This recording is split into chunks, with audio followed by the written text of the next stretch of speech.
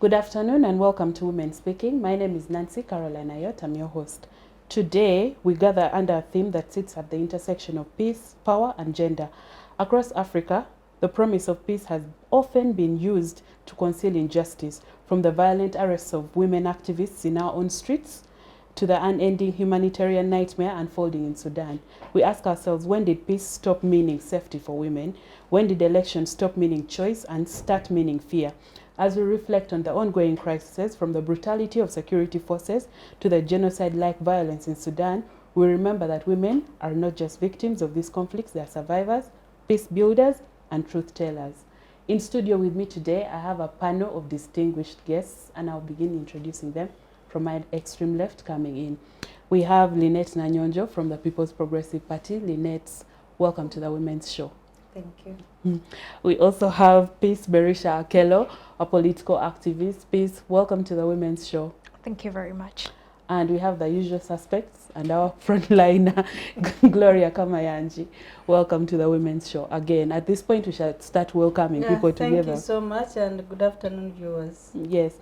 So I am going to, of course, dive into the conversation straight away. And I'll begin with you, Lynnet. Yes, please. I believe that you've been following the election, the roadmap, the campaigns of presidents all over the country. And before we sat here in this same room to talk about how elections are relatively peaceful. So was the violence always there, or it has just begun? Thank you very much. And a good afternoon, our dear viewers. Like earlier introduced, I'm Nanyonjo from the People's Progressive Party, but also, most importantly, I'm the chairperson of the Multi-Party Youth Forum currently. Now, there are two sides to the coin, really. Okay. I think for the starters, I think the campaign trail has been going relatively fairly peaceful. But there have been developments that we tend to undermine. We cannot say we did not see what happened in Budaka recently when supporters provoked another candidate. So some of these things preempt some of the things that we see. Because with what happened in Budaka, it could have been severely bad. Police was not involved. It was people that just chose to start provoking a fellow candidate. People that knew this was a campaign trail of a candidate B, who is not of party A, but you wake up, hold placards of candidate A, who is not even in that place, you go to confront candidate B. You see, campaigns are relatively emotional in a country like Uganda, which is socially constituted. People start getting emotions. You trigger certain emotions in them. Now, these emotions, the interpretation of these emotions is where we need to interrogate, is where we need to have the conversation now. Because often we say, oh, police brutality, what. But at some point we also, as supporters, as politicians, as human beings, trigger some of these things. I have seen people that want to be in the face of a policeman. He is holding a gun. As you are being an activist, can you think about yourself as well? Because when you go into his face and he says he's acting in self-defense, you lose your life. They will try him, maybe he'll go to jail, but your family would have lost out. The cause that you badly want to be part of would have lost a soldier. So for me, I think even when we discuss, when we interrogate in the lines of peace, we should also see what are the causes of these things. Because we tend to forget, we say, police is supposed to protect us, the army, but they are also human beings. When you provoke them, you arouse certain emotions in them. And then we often talk about what happens after. We do not talk about what happens before. Often when we have these conversations about campaigns, we usually say, oh, they are now attacking us. But how? Because I saw what happened in Budaka and I was saddened. Individuals woke up. You know where your candidate is campaigning on that particular day. You did not go. You chose to attack another campaign trail. And then we had gunshots. And women that cannot run, children that cannot run, are the ones that will bear the repercussions when tear gas starts flying east, west, and south. But you see, in my head, I'm thinking, I think when we're having conversation, because I think we have had too many conversations with police, it has been trying. But now we have started trying so hard to get a reaction out of it so we can boost maybe the ratings of I don't know what.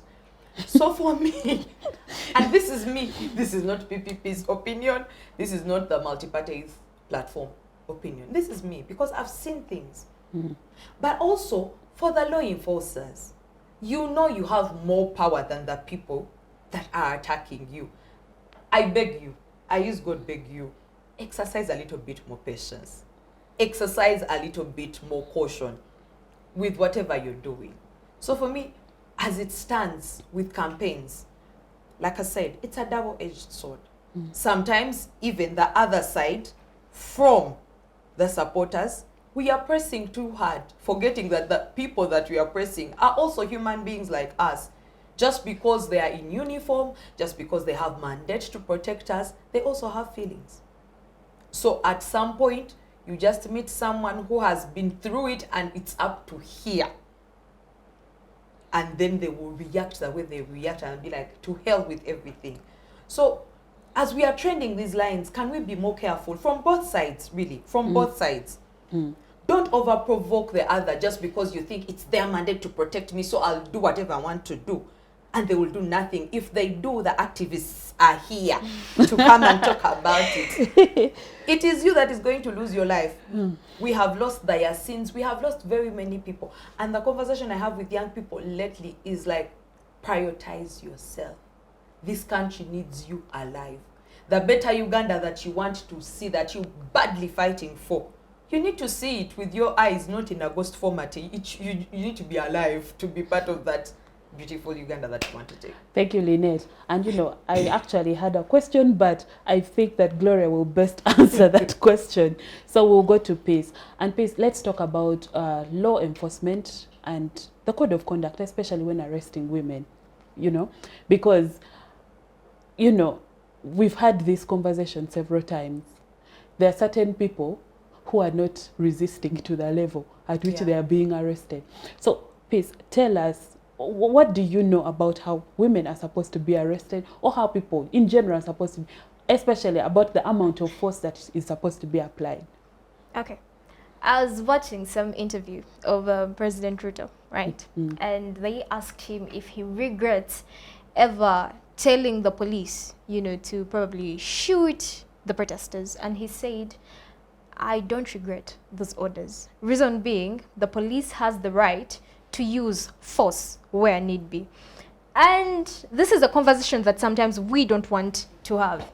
And as a young person who has been in rooms where we are dialoguing with forces, where we are talking about peace building, I think this is a very sensitive conversation, because sometimes people want us to be very one-sided. Just like she said, she tried to bring, you know, the conversation to the table as it is. Well, I'll take us back a little bit, you know, during colonialism, where the police had to use very brutal force while arresting people. You know, that was the norm. And then over time, we've seen the police trying, you know, to make friendship with the people. We've seen initiatives, Police No Muntwabuli, Joe, and all that.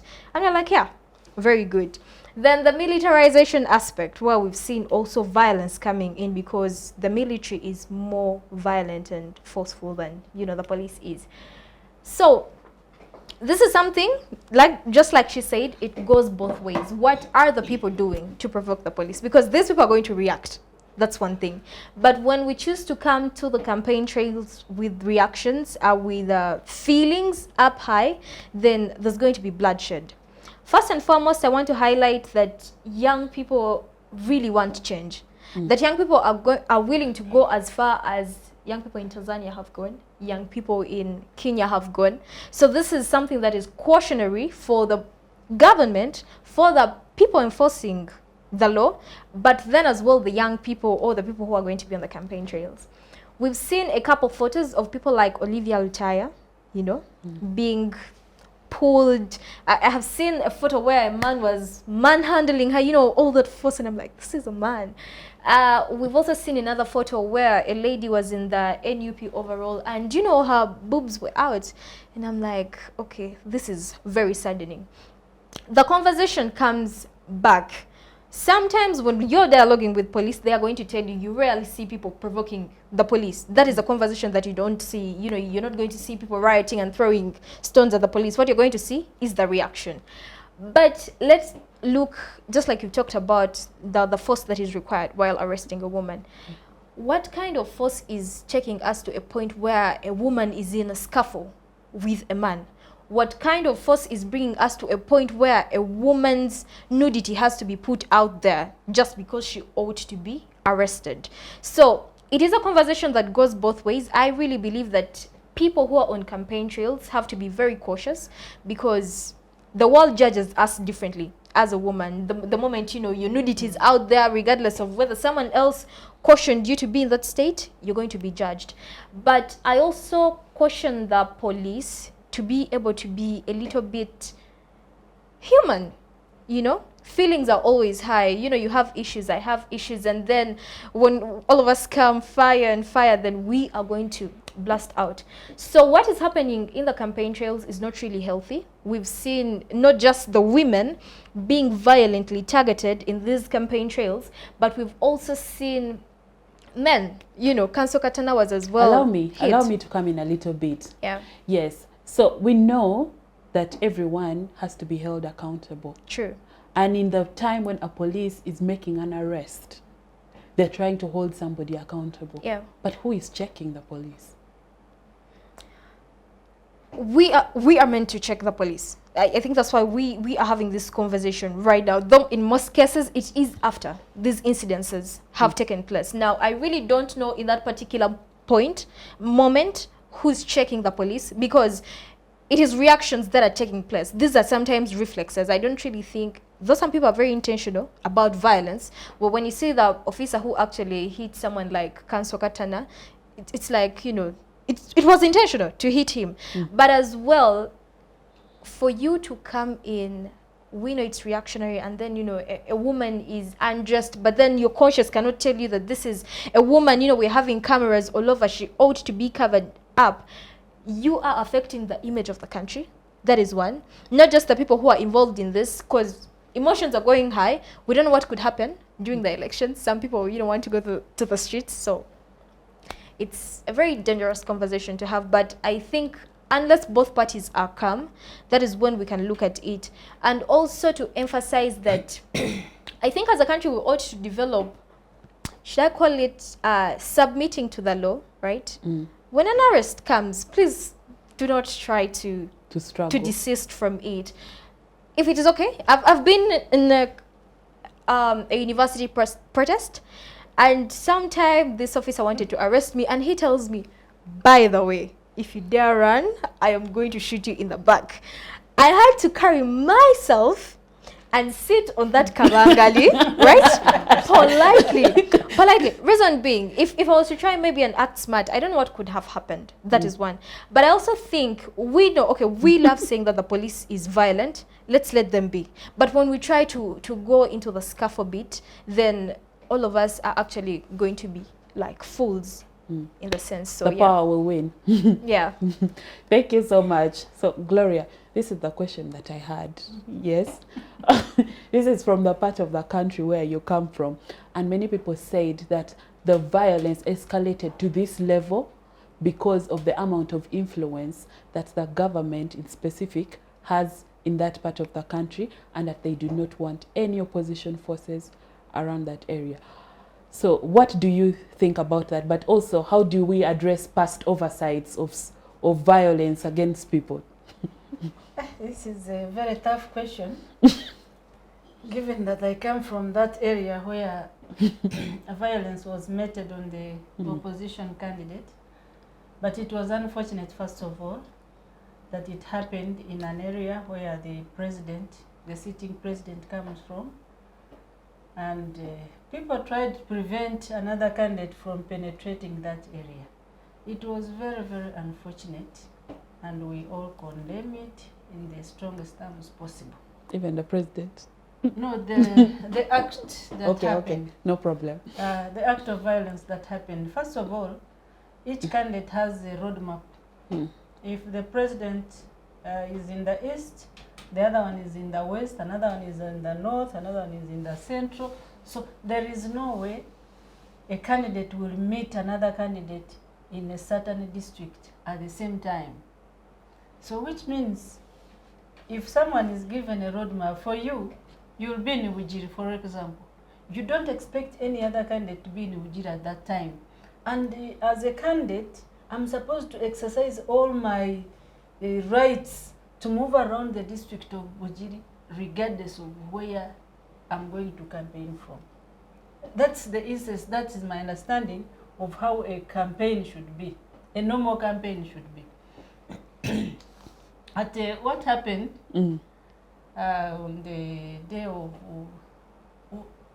was it Wednesday, in Chiruhura, first of all, where it began from, where we see guys with holding sticks and they want to beat the presidential candidate's supporters, others are in another presidential candidate's t-shirts, and you are just trying to tell these people, go away, you are not supposed to be here, just throwing all sorts of words. And I didn't like it because it is raising issues of tribalism. I have seen all social media platforms, they are full of utterances against whatever happened in the West. And as people who live in Kampala, we shouldn't have actually have this happen during this period. First of all, the President Museveni, has always enjoyed that support in Chiruhura district. If I was in Chiruhura or a police officer, I wouldn't have confronted that person. I would let that person move freely without any attack. But whatever happened, it happened, and it wasn't good. Now you go to Mbarara, where maybe we did not expect the presidential candidate to get all that much support. That's the thinking of majority of the people back home. But what happened, the shock of the numbers overwhelmed the police, overwhelmed the business people, and they moved. Actually, when they left them, they moved up to the venue where they were going to have the rally. And there was no problem until when they finished that rally and they were trying to go to another rally, and that's where they were intercepted and were told to go back. A lot of arrests have been made, and several people are in prison. They are in police cells in Mbarara, but I hope they will be released after thorough investigations. What I can say is that in a campaign, you don't expect it to be smooth. All of you have participated in campaigns. In politics, you don't expect a smooth ride. People say that if you don't want the dangling tails of monkeys to touch you, then don't join their dance. I expect that one to happen, and once it happens, I can even confront you. When we are politicians, we fight and move on without anyone arresting the other. And that should be the... but why should the police now come, arrest this, arrest the other one, and we are seeing others are not being arrested? It is actually indicating something not good in the eyes of the majority.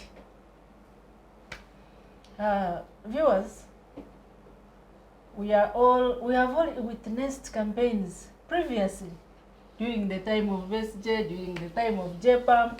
Actually, in 2016, in Ntungamo district, in Western Uganda still, we witnessed a very terrible fight between the supporters of JPAM, Amama Mbabas, and the supporters of President Museveni. When JPAM was expected to be in Ntungamo, these guys came and stopped them with wearing t-shirts and sticks. Guess what? It was horrible. the guys fought. I don't know where Mama Mbabas had picked those guys. I think why he had trained them for how long. The guys punished those boys of ours. Up to now, still people still say, I would never ever interfere in anyone's campaign. And it ended there. People had to continue in their businesses. Those ones who were injured were taken to the hospitals. The other ones continued with their rallies, and it ended. Because that is now campaign. But a campaign where we have loss of lives, then the police is expected to intervene. Like we have seen, police, the army, they are expected to intervene to prevent further injuries and possibly death. We cannot have campaigns that are very, very smooth and you expect the results. Results can be there, but even violence can be there. Violence is in politics, is actually part of it. Even in university politics, which we have been to, even in secondary school politics, people fight. And, you know. You see, ideally, we say that this is not supposed to happen because however much there is some sort of conflict, it should not reach the extent of loss of lives or severe injuries and brutal arrests like that. So my question is, how do we address these things? Because they keep happening. You already said 2016. 2021, we also know that there were incidents. Even now. Maybe No. Can I come in, Madam Please, Gloria, a please. little bit? And this is it's going to be very contradictory, but allow me to say this. We should also start interrogating certain things. Why Chiruhura? Because campaign did not start today. Why Chiruhura in particular? And why are we getting so much publicity about that? And the Nandala Mafabi saga, which was the same week, Tuesday, was sort of buried in the news. I want us to have and for me, without fear of contradiction, I think some of these things are particularly made to be put in sight. Because over the time, if you've been following the social media trends, people have been saying, these campaigns are boring. We are not feeling the heat. Campaigns are what? Are boring. Now the heat has So, come. now, Bara, and let me tell you, I am a victim of campaign violence when I had done absolutely nothing. All I did was look like how I look. And then for some reason, some boys stopped the car I was driving to Masindi in Ruwero. They put a barricade, slapped me, assumed I'm a Muhima at that point. And I've said this without fear of they told me, sing songs before you go back to the car to go. This happened to me. Was it police or? That was, no. These were civilians of a certain political party. This happened to me. And that's where I dig the conversation from. Why Chibuhura in particular? And that certain things happen in campaigns where police actually has to come in, whether we like it or not. I do not agree with that. Brutality, arrest. But then, certain things happen. People lose businesses. In that particular time where I was traveling to Masindi, the stop of where I was stopped was just almost leaving Luwero as I exit Luwero. But people had shut down their shops. And these are civilians. These were common people that were in a campaign in support of a certain candidate that felt if you look the way I look, it's going to be funny. Now, like I said earlier on, people keep sentiments. She said how that policeman bet Katana was funny. You've been in Kampala on radios abusing people and their parents and their what? You abuse the entire generation. I meet you in my field. What will happen? So for me, like I said earlier on, I do not condemn violence. So that was No, you French. don't. I do not believe in violence. But I think certain things we should also be cautious.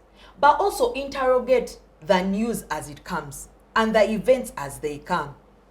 Because the $1 million question, there was Lira, there was Gulu, there was Butambala, there was Mbara. Why Chiruhura?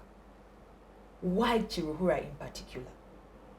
So for me, I think when we stop reacting, like she said, when we stop reacting with emotions and interrogating further, we will find some of the answers to some of the questions that we keep on answering. Because there is a picture that people want to paint. That's true. And there is the actual reality. Because if you have been following the trends of social media, where people are saying, campaigns are boring, and then out of the blue, Kiruhura in particular, the district where the current president is coming from, FYI, I am not a supporter of the president. I am in opposition, 411. But I have started looking at this country and being critical without judgment and understanding certain patterns of things. Why not Butambala? Don't we have Museveni supporters in Butambala? Why not, there has to be further interrogation of some of these things other than what the media covers. Because why didn't the same things that happened to Nandala Mafabi in Budaka receive the same audience, the same pomp from the media? And remember, there was tear gas, there was what? So I think with the look of things, Nancy, I think you didn't even notice what happened in Budaka. But go, it's there and see what happened when someone deliberately provokes another candidate to get results from them. Let her go, yes. I've been asking myself what the role of police, of security that is given to the presidential candidate is. I don't understand. I thought the policemen given to the presidential candidate is to give them protection. But I've seen where presidential candidates' supporters, they are beaten, and the security that is supposed to protect the candidate, they are also just there standing and looking on the tormentors. So I really want to be educated on that. But back to what she was saying about Budaka. Budaka, the two opposition parties met and clashed. And I've been asking myself, why, who bewitched these opposition political parties in Uganda, that you are fighting for a common cause, and again you are fighting each other? I don't think the other parties are ready for takeover of this government if they continue like this.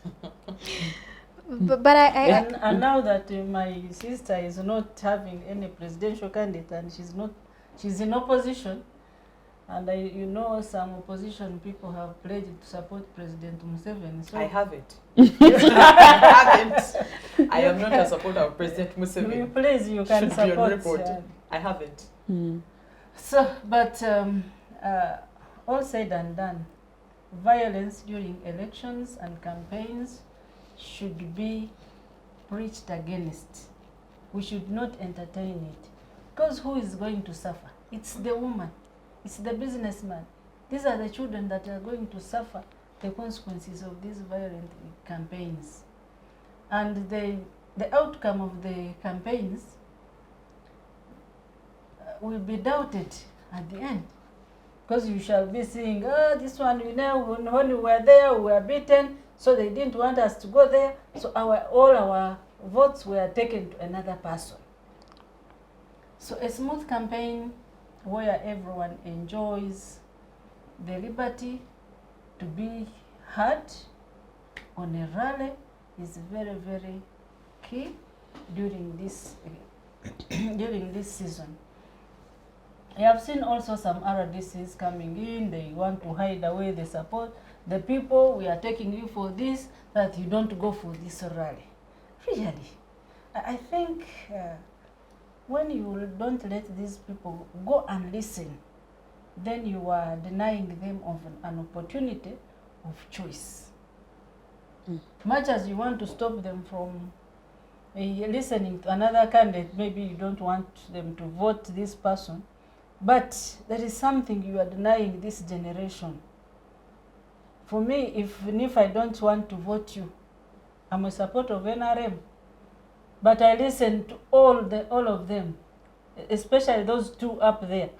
The one is maybe Nandala, but I don't listen to Mujishamuntu so much because he doesn't pull the crowds and There's not much being talked about him. Then the President Museveni, who is my candidate, Bobby Wine, who is our strongest challenger. That one I have to follow him because I have to counter when I'm approaching my people for support. And I think you've concluded your point, Gloria. Please come in. You had something to say. Okay. Maybe the other thing is that it takes two to tango, right? I listened to Honorable Mao tell us that this is going to be one of the quietest elections that we have seen, right? Politics comes with gimmicks, and I can tell you that each and every person is going to play their gimmicks so that they are able to get a reaction out of the public. It is not just, you know, an opposition thing or the government thing. This is for all political players. But I think, to me, Honorable Mao failed us a little bit, you know? Let people have the opportunity to leverage so that in Luganda they call it okwekwasa. No one is going to come out and say, because right now we have justification, by the way. If I'm in the opposition and just like she said, I just don't want to like weigh things, I'm going to come out, react, and then I'm like, this government, you know, this, and then when the results come, we're going to have evidence to challenge it. We're like, you've been brutal, you've been doing this and that, you've been intimidating people, you have arrested other individuals. I have seen the youth in Chigezi petition, right? So if it takes two to tango, just like I said, fire doesn't put out fire, right? One person has to come down. And this is something that we should also know, that when we try to counteract violence with violence, we could escalate things. That's why countries like Tanzania are where they are at right now. If I could tell, you know, Mama from, you know, the ruling party, I think I would say that people should be given the leverage to go on a level ground. Now, obviously, there are going to be things that are going to come up, like the masses coming in and then the police having to intervene and all that. But we also expect them to try and be calmer when they are trying to counteract these things. Thank you. So, Peace, I would like to invite you to talk about Sudan and the conflict in Sudan. For example, what the latest is, because we know the Women's Show had a conversation about Sudan earlier in the year when the conflict was just talking about the two generals who are fighting for power in the country. But now we know for sure that there is a full-blown genocide. And of course, the people facing the repercussions are women. So, okay. I have taken my time to look out for whatever is happening in Sudan, and it's at a certain point a little bit confusing, where some people are calling it genocidal, where to other people it is a conflict that is actually meant to escalate so that the mineral resources of Sudan are actually taken out. But sometimes when all these are happening and then people are calling it genocidal, you know, political conflict and all that, I think we ought to look at the victim and how the victims are getting out of this whole thing. Right now, over 30 million people have been displaced. Before it happened, it escalated actually in April 2023. It was approximately 15 million people who were actually in urgent need of humanitarian aid and all that. Right now we are having over 12 million girls and women who are prone to gender-based violence, you know. If you go out there and you're watching some of these clips, I saw a video where a woman was actually commanding the military, and then she's like, we are heading north, rape those women, you know, impregnate them. And I'm like, you're a woman, what are you talking about, you know? I've seen other clips of women saying they've been raped, their mothers, friends dismembered, and they are put on the side in a sack, right? So this is one of the impacts of conflict. We are having children who are separated from their parents below the age of 5, and they cannot even say their names, you know? They are lost in this whole conflict. So right now there's a lot of let's cover it actually when it comes to the situation that is happening in Sudan, with all the speculations that are happening about the gold, the resources and all that. One thing that I think that should be happening is people trying to raise up their voices, same way they did for Palestine, right? So that we are able to have more of what is happening in Sudan. You know, we are having people who are meant to be giving aid being actually abducted. So we're having women at the front line actually choosing to sacrifice themselves to go out there, fend food, you know, try to work with these organizations. So to give a short preamble, that is what is happening in Sudan, and the conflict is affecting women. And you said that it's not getting enough coverage. We know that over 40% of conflicts in the world right now are on the continent of Africa. Yeah. We know DR Congo, it has been going on for decades. It gets the least coverage. And I know that the hashtags just came up, hashtag genocide in Congo, pray for the people of Congo, and then the people of Sudan. We also know South Sudan and all that. So why is it that conflicts in Africa get the least coverage in the world?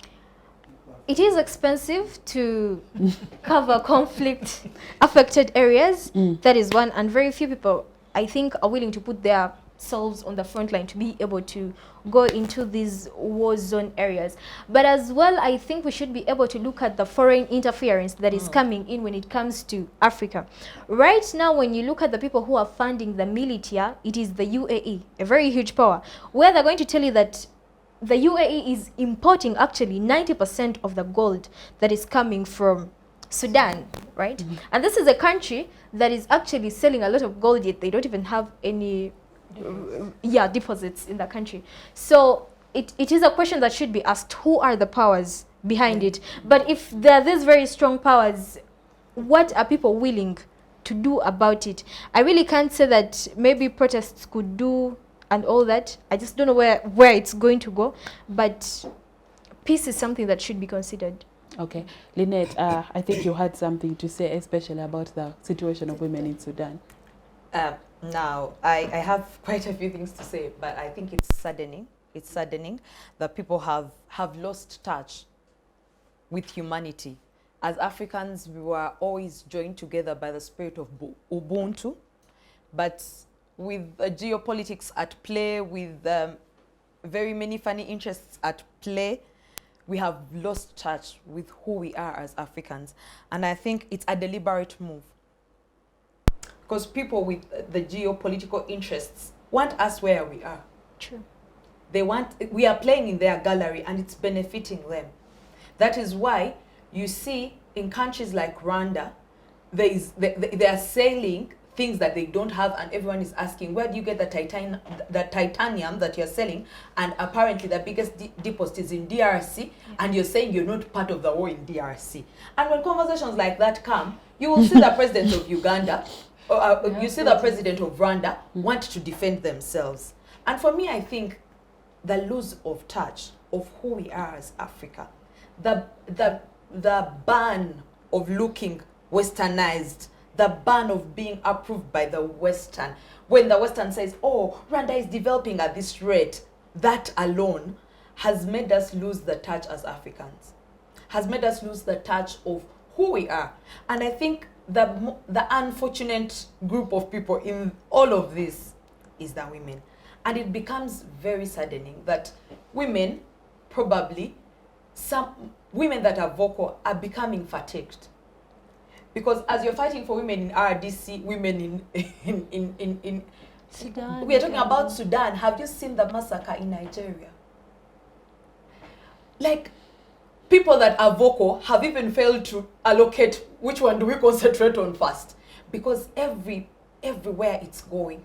And then you have patriarchy in, you have the geopolitics in, you have interests, we don't know where to fight.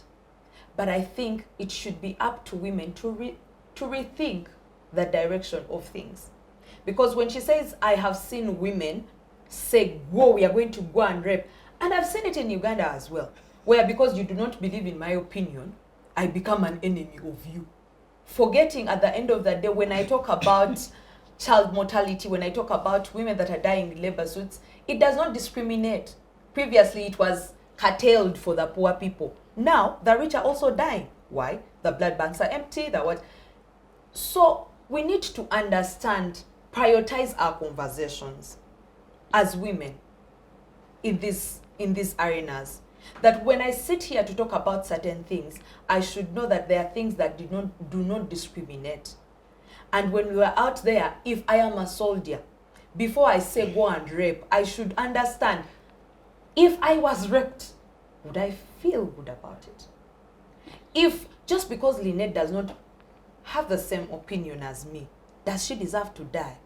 If that was my daughter, would I feel okay with her dying? I think we need to go back to the basics of who we were as Africans. In Buganda, where I come from, they say that for us, we do not chase away visitors, meaning that we are welcoming people. That was what Africa was. But the ache of feeling urban, of being approved by the Western people, is making us do very many stupid things that I bet 1,000 years from now we will regret. Well, history will judge us by our actions. Gloria, I want to bring you to the conversation. So women are the most affected by conflict, no doubt about that. So according to the recent UN report, only 1% of women make it into conversations about peace, especially peace talks. So how can we women leverage the different positions we have so that we can also bring our priorities in reference to peace as general? Because we've talked about the violence in our elections, we've also talked about Congo, but just us women, how can we before I position come ourselves? to what you have asked me, let me first talk briefly about what is happening in Sudan. Yes, please. You know what is interesting is that the two forces that are fighting, at one time they joined together to fight the then president, to topple him. And then thereafter, they are now the ones fighting for resources, for gold, for power, and take charge of the country. So now, at that event when they were toppling al-Bashir, the women were at the front. They were chanting in their language, agende, agende, literally here, agende, agende. So when they reached time, they were the most suffering group because they could no longer handle. Currently, the women are suffering in Darfur. They are actually being used for all sorts of sexual and gender violence. It's very, very touching when you listen to what is happening in Sudan. You regret, you actually pray that such things do not ever come to this country. Now, what is the African Union doing? It is also, it is overwhelmed. Right now, Chad, which is a neighbor of Sudan, and then this side it is South Sudan, then the other side is Egypt, and then the other side we are seeing very many refugees are picked from Sudan, taken to UAE, and you ask yourself their interest. Of course, their interest, she has also alluded to.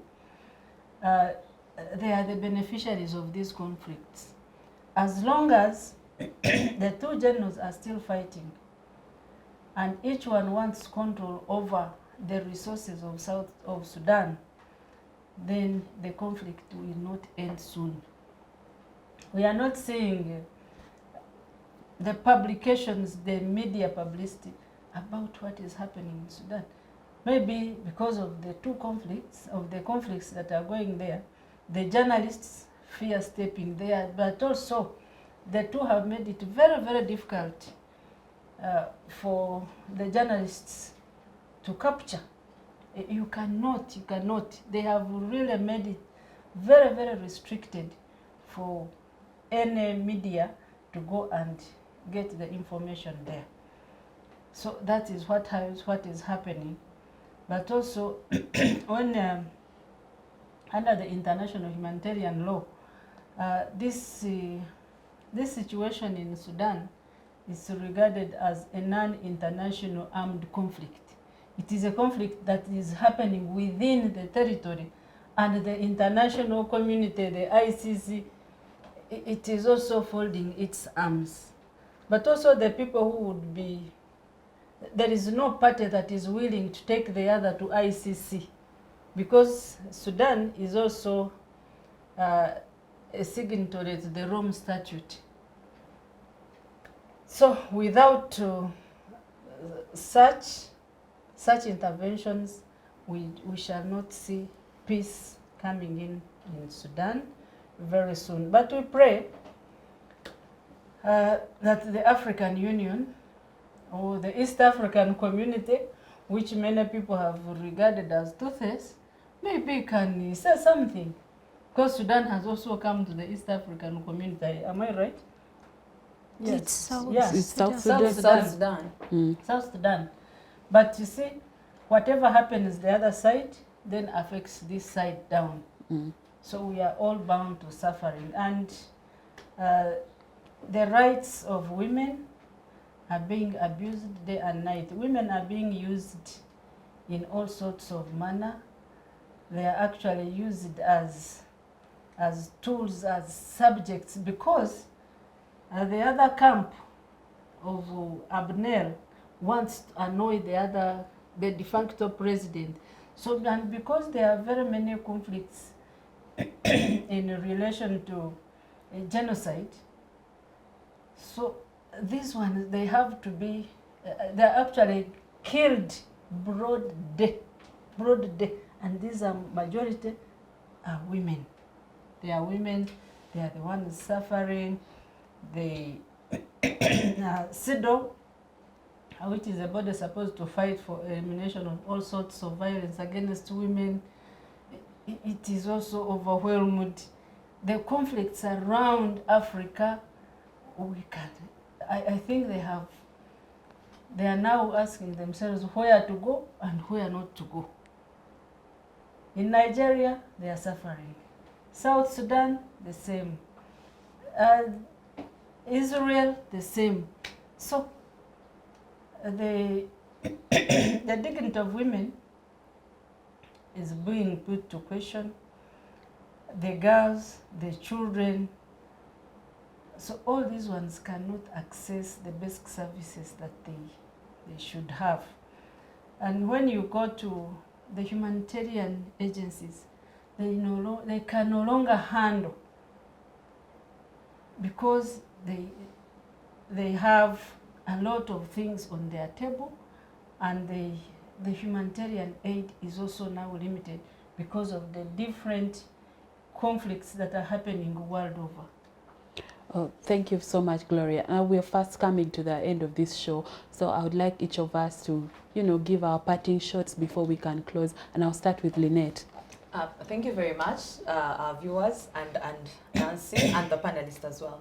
I think for me, my parting shots would be like, love yourself the same way you love your country. Advocate for what is right, but also do what is right. Don't you put yourself in harm's way with the justification of wanting to look popular or cool or whatever. You matter as well as your country. So what you wouldn't want to see in your country, don't simply do it. And lastly is, as women, we need to understand that we are vulnerable. It doesn't matter where you are, where you sit, where you stand. You are as vulnerable as the local woman that you know out there. Because when it hits, they will not care about your status in the country. They will not care about what. They will attack you as a woman, not as an important person. So you are very vulnerable. When you find vulnerable people and you have a voice, please speak for them. Try as much as possible to uplift each other, because we only have ourselves to fight for ourselves. Thank you. Thank you, Lynnet, for coming to the Women's Show. You're welcome. Peace. Okay, thank you very much. One thing that I would love to say last is that all of us have a responsibility towards keeping peace in our communities, but as well trying as much as possible to avoid conflict. Now, this as well goes both ways, with the governments, with the citizens as well, because when conflict erupts, all of us are going to be victims of it. And sometimes the only people who can survive it are the people who either have enough resources to flee a country or a continent and whatever. And also is that sometimes we don't know how best we can help people in conflict. Maybe the best we have is a voice always. So my prayers with the people who are facing conflict, and yeah, we hope that everything gets better soon. Just that some of these things have taken long, you know, like when you look at Congo, you look at Sudan, you look at Nigeria, these are conflicts that have been reoccurring over time. So thank you very much. Thank you, Peace, for joining us on the show. Gloria, please give us your parting shots. And maybe the question that you didn't answer on what we can do as women. Thank you so much. My parting shots is that I call for everyone to respect the other side. If there are parties, the political parties, all of them are in the campaigns, kind of respect one another. Everyone has got a campaign program which should be respected. And I'm calling upon the youth. Your involvement in the campaigns is very important, but restrain yourself from confrontation with security. What else? What women can do. Oh, what women can do during this period Yes. of campaigns and avoiding conflict are definitely like any other person, whether a man or woman. A woman is supposed to remain a woman. You can have your political activism, but also don't confront security, don't confront others, the other side, because the repercussions can be disastrous on your side and on your family and the community at large. We are all respectful of the laws. We abide by what the Electoral Commission has issued as guidelines for this campaign. So I call upon each and everyone to observe what has been put across, to be respectful of the law, to be respectful of the other, and we have smooth campaign devoid of the conflicts that can occur. Like I've said before, you cannot divorce campaigns with some confrontations. These ones are bound to happen. And when they happen, it doesn't mean that you are going to call police, you are going to call the arrest. Police can come in, caution these people, and they let them move. Because you cannot limit these people from active participation. Where 2-3 people are, you expect a conflict. If you can also be at conflict with yourself, then what about human beings who are together and they are now pulling in the opposite side for them to score a goal? We are in this country together. This country is ours. We must protect it. We must protect ourselves. And we want to live this Uganda the way, a better way than it is now. So, ladies and gentlemen, I thank you for listening to us. Have a good day. Well, thank you so much, ladies and gentlemen, for watching Women Speaking. My name is Nancy Caroline Ayot. I'm your host. I want to thank my panelists for their deliberations, but also you for watching. Please tell us what peace means to you and what should be done to make sure that, you know, we can better this society. Follow, like, subscribe, and keep commenting. Bye, and thank you.